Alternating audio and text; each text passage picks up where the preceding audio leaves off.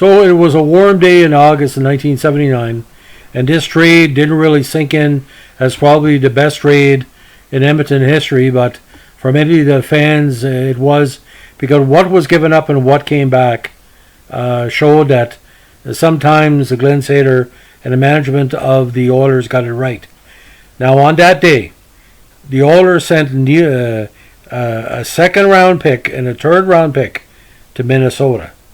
In return, they got Dave Semenko, who was originally drafted, and the third round pick in the 79 draft. Who do you think that turned out to be, ladies and gentlemen? Mark Messier. So Mark Messier was traded for Dave Semenko for Neil Broughton and Kevin Maxwell. Now Neil Broughton and Kevin Maxwell ended up being very, very solid NHL players. But you're wondering yourself, how did this all come about? Now, bear with me here. Now, according to published reports, in 1976, Messier tried out with the Junior Spruce Grove Mets of the Alberta Junior Hockey League, where his father, Doug Messier, was a coach. Now, Doug did not expect him to make the team, but he was added to the roster. He eventually made the team, was later called the St. Albert Saints, because they had recoded the St. Albert.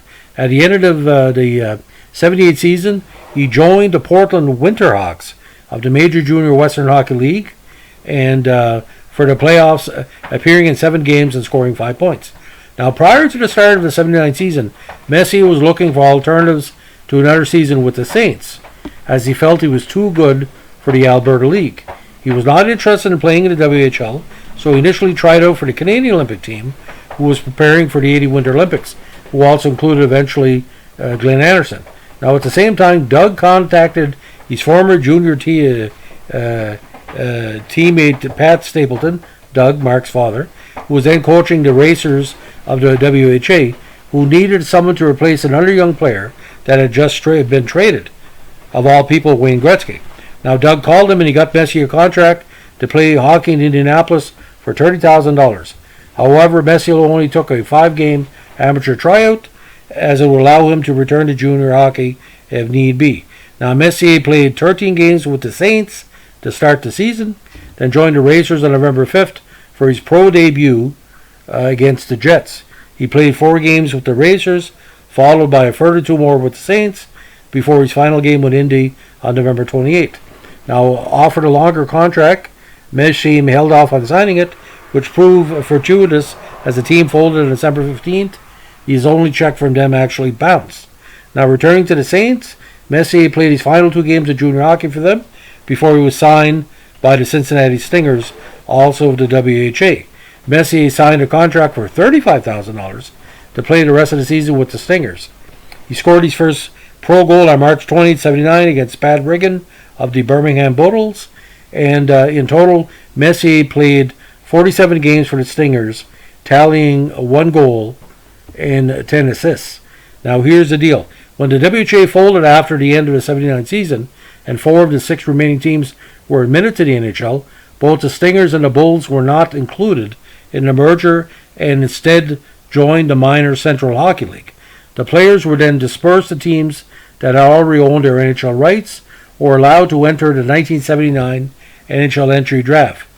Being under 20 years of age, Messier was eligible to afford a draft and was selected in the 3rd round, 40th overall, by the Oilers, who picked up that draft pick in the Semenko deal.